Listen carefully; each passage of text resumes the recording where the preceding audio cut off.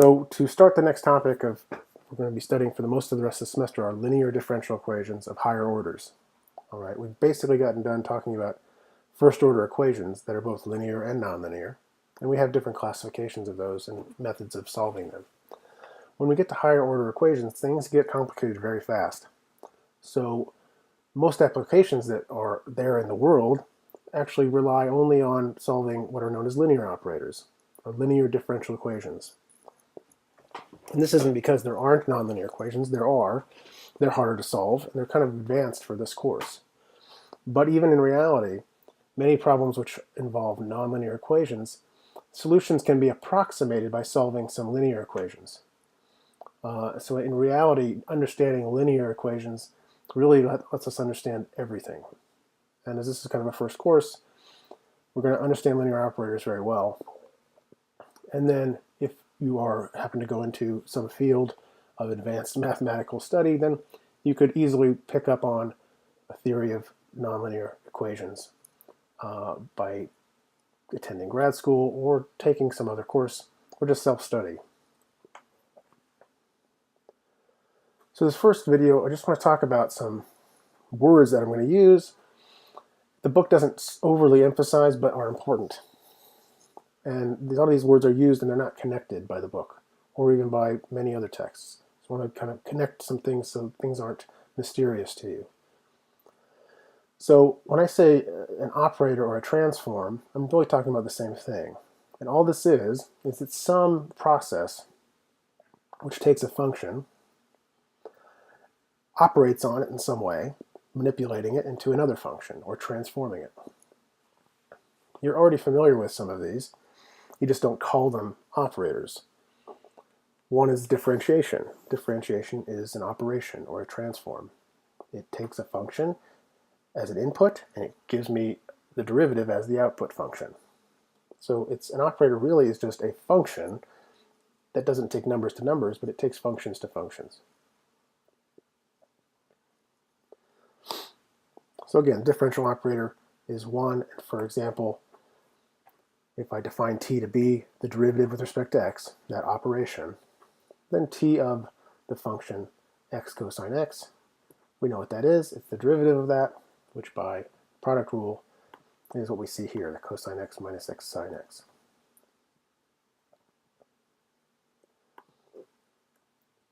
Another operation that you are familiar with is integration.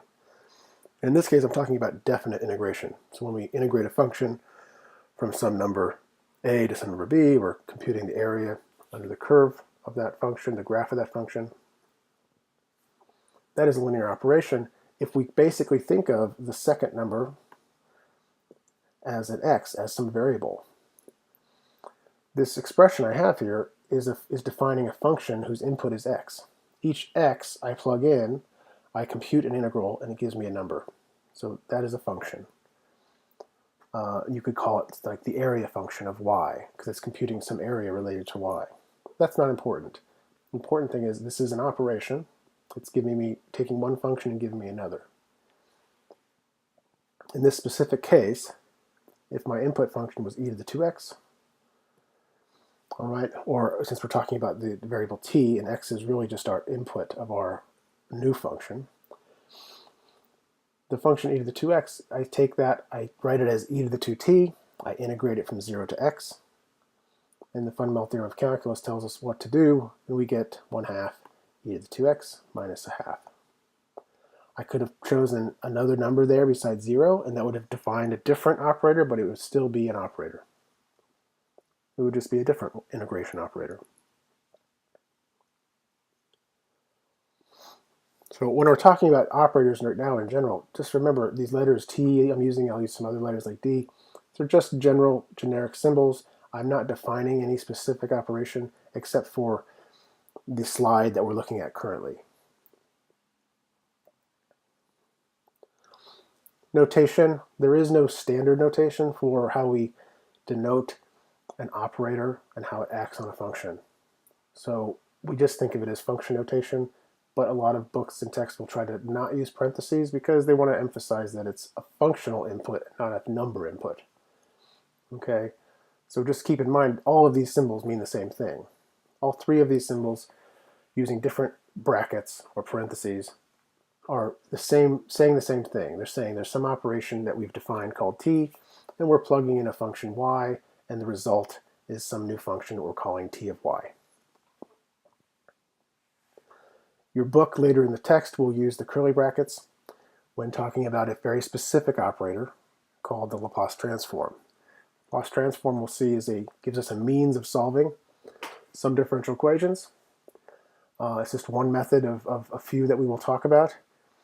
And the book uses the curly brackets, so I want you to be aware of that. But you can interchange these when you're talking about operations or operators or transforms. So operator and transform are the same. They mean the same thing.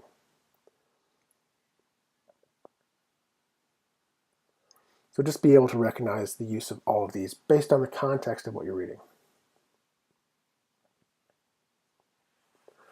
Now the operators we're interested in, because this is differential equations, are called differential operators. These are operators which we're basically using to define the expression we see in a differential equation involving a function and some of its derivatives and the independent variable, which could be x or t or whatever that is. So for example, if I have a function y, which is depending on x, I can define d by this formula. D of y takes the function y, and it replaces it with a new function, which is the first derivative of y times y plus x times y. Again, we suppress the of x when we're talking about things in this course. It just makes things a little simpler. So we understand that y and y prime are functions of x. We call this a first order differential operator because, as you can see, the highest order derivative is 1. This is the same idea as when we defined first order linear differential equation. So for this example, if y is the function sine x, then d of y says take the derivative, cosine of x, multiply that by y, and then add to that x times y, which is x times sine x. So this is just an example of a differential operator. Now the important kind of operators we're going to be talking about are going to be differential operators, but they're also going to be what are called linear operators. Now these are very special because they have algebraic structure built in, which makes a lot of calculations simpler. All right, this can be lost on a first-year student taking this course, but it's a very important thing to understand because it'll help you understand things throughout the rest of your mathematical career. So this single condition, which I'm stating as I have some operator L, if I know that whenever I put in a sum of two functions, basically, all right, and what I really have here is what's called a linear combination of two functions, meaning I take two functions, y1 and y2. I can multiply either of them by any constant I want, and then I add those things together to create a new function. If I input such a function, I can always equivalently write that constant times the action of the operator on the first function, plus the second constant times the action of the operator on the second function. This is the condition of what linear means. Like I said, we can often treat this as two separate conditions.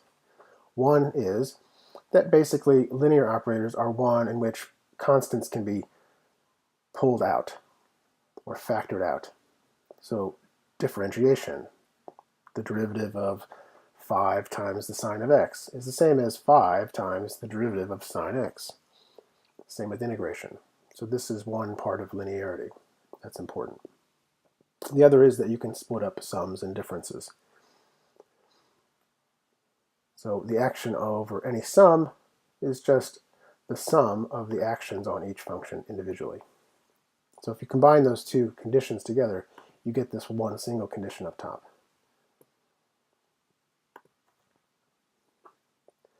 So as an example, I'm defining a new differential operator, d of y, which is just saying, let's just take y prime, or the derivative of y, and multiply it by y.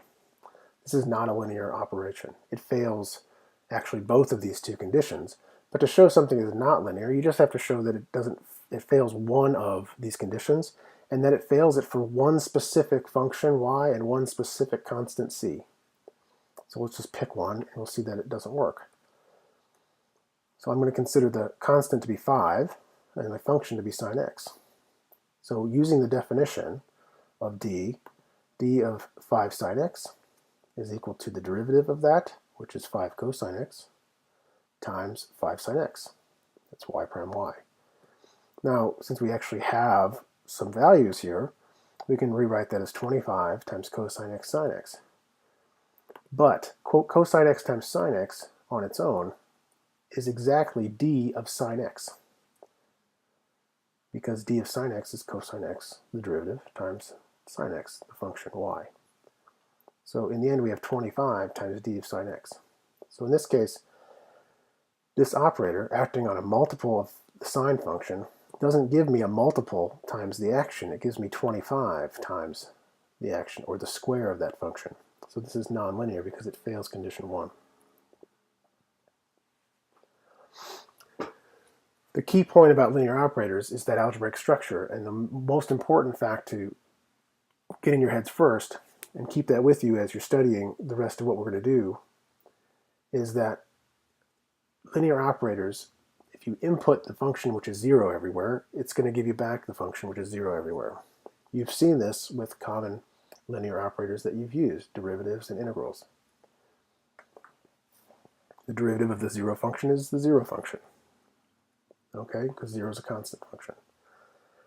But also, if we go back to this integration operator, t of y, as we had before, it is linear. And if we let y be the 0 function, so it's 0 for all x, so y of x is always 0, then when we integrate it, we're just integrating the 0 function, so our area is going to be 0. So this is a linear operator. It takes the 0 function to the 0 function. Now, what I want to see next is we can actually prove this very simply with algebra and the definition of what it means to be linear.